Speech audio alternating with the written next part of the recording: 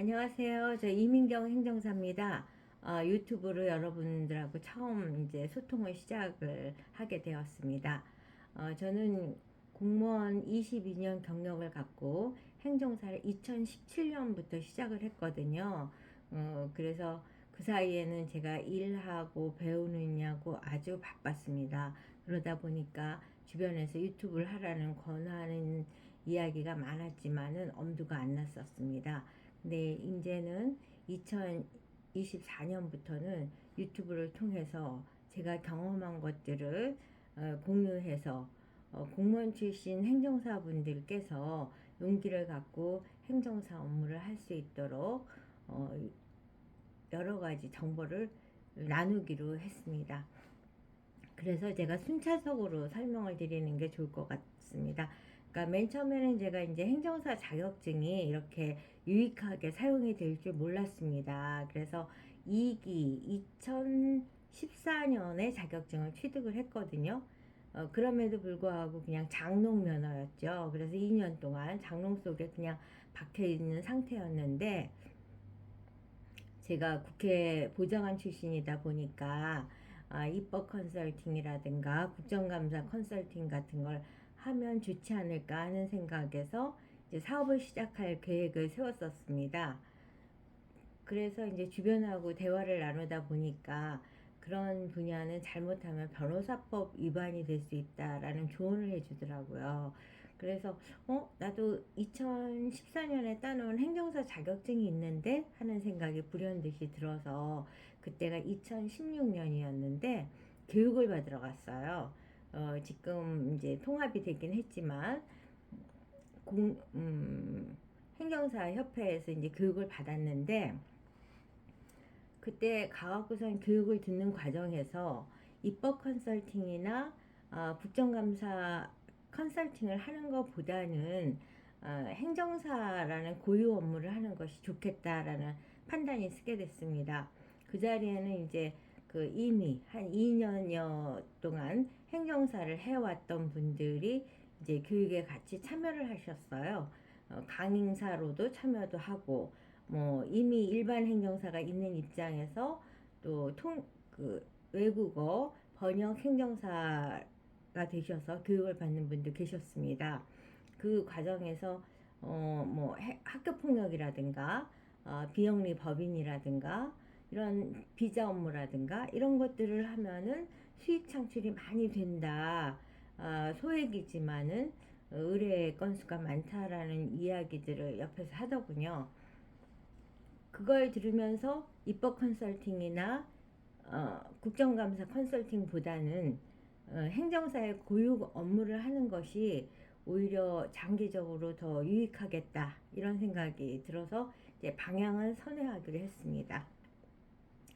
그러던 중 그날 강의를 마지막 강의에 오신 한 분이 자기네 행정사 사무실에서 책상이 하나 여유가 있어서 행정사를 뽑고 있다 이런 얘기를 듣고 그 행정사 사무실에 가서 면접을 보고, 제가 그 행정사 사무실이 이제 마포가 제가 집인데 그 행정사 사무실이 마포에 소재 있어서 접근성도 좋고, 그래서 거기에 이제 가서 한 1년 동안 공부를 하게 됐어요.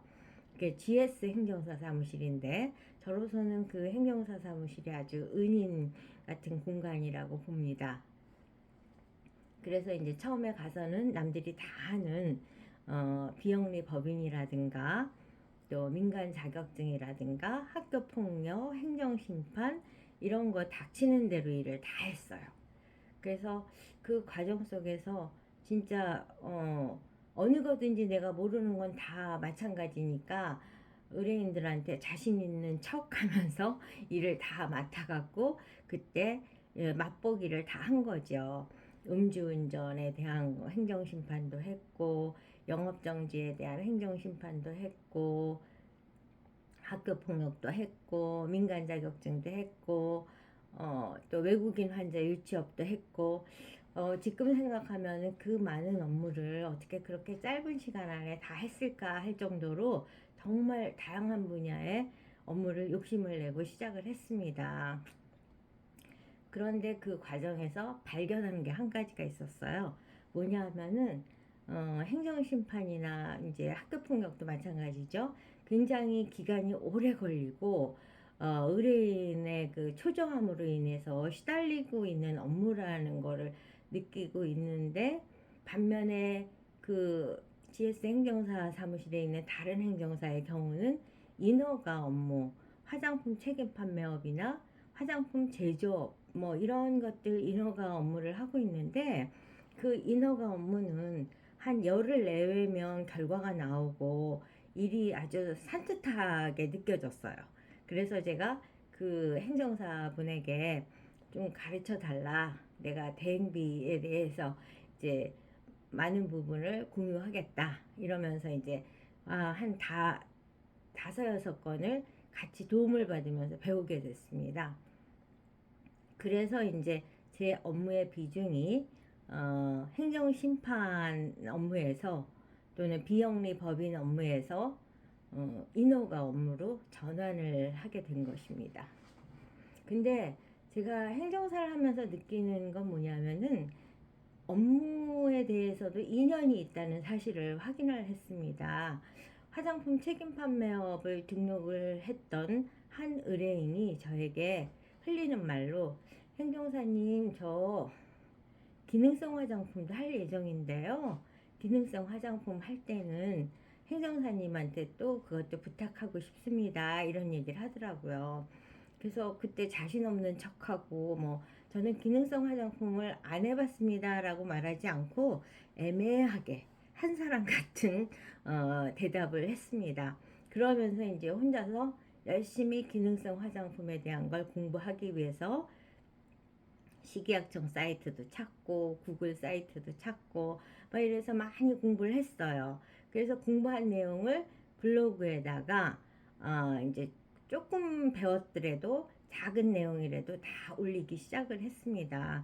마치 이제 기능성 화장품을 좀 해본 사람 같이 그렇게 올리고 있는 차제에 한 어떤 의뢰인이 뭐 생리대도 하냐, 면생리대도 하냐, 이런 식의 전화가 온 거예요. 그래서 제가 사실 그 질문을 받기 전까지만 해도, 아니 생리라는 거는 여자들이 은밀히 한 달에 한 번씩 하는 그런 행위인데 그거를 어떻게 이렇게 오픈해서 말을 할 수 있을까 하고 터부시했던 단어인데, 그런 전화가 와서 뭐야, 행정사한테 무슨 생리대 면생리대 허가를 내냐고 물어봐, 이렇게 생각을 하고 그날 저녁부터 자료를 검색을 하면서 면생리대를 허가받기 위해선 어떻게 해야 되는지를 찾아보기 시작한 것입니다. 그리고 이제 찾아보고 제가 블로그에 올릴 때 상담 의뢰인이 이러이러한 거를 의뢰했다, 뭐 이런 식으로 상담한 사람에 대해선 상담 의뢰인이 이렇게 이렇게 했다, 이런 식의 표현으로 이제 면생리에 대한 블로그 글을 많이 올렸어요. 그랬더니 면생리대에 대해서 그게 2017년 한 8월 9월 이때가 생리대 파동으로 VOC 그 생리대 위해성 성분들이 많이 발견됐다고 해서 언론의 보도가 집중적으로 되던 순간이다 보니까 많은 사람들이 일회용 생리대는 위험하다, 그러니까 면생리대로 대체해서 사용해야겠다라는 생각이 확산되고 있던 그런 시점이었습니다. 그래서 면생리대에 대한 상담이 계속 한 10건 가까이 연락이 오더니 드디어 의뢰가 들어온 거예요. 그래서 그 의뢰인이 저한테 질문하기를, 행정사님 생리대 허가 내 보셨어요? 그래서 저는 행정사로서 가장 정직하게 말하는 걸 원칙으로 하고 있기 때문에 저 직접 생리대를 허가 내지는 않았지만 제가 공무원 출신으로 어떤 허가 절차를 어떤 식으로 해야 되는지는 잘 알고 있습니다. 그래서 같이 저한테 맡겨주시면 최선을 다하겠습니다 라고 말하면서 대행비를 이제 정확히 모르는 상태니까 대충 말을 했더니 그 의뢰인이 자기가 여기저기 상담을 했는데 거기에 비해서 가격이 엄청 싸고 행정사님이 믿음이 갑니다 하면서 면생리대를 저한테 의뢰를 했던 겁니다. 이제 그것이 제가 식약청 업무와 인연을 맺게 된 배경이고, 이와 같은 절차를 밟으면서 제가 업무라는 거는 인연이라는 게 있구나. 내가 하고 싶다고 해서 하는 게 아니라 자연스럽게 인연이 이어지는구나 라는 생각을 하게 됐습니다. 오늘 제가 첫 영상은 이제 어떻게 해서 행정사가 됐고, 행정사가 된 후에 식약청 업무 전문 행정사로 이제 자리 잡게 됐는지에 대한 간단한 설명을 드렸습니다. 이어서 추후에 나머지 얘기를 이어가도록 하겠습니다.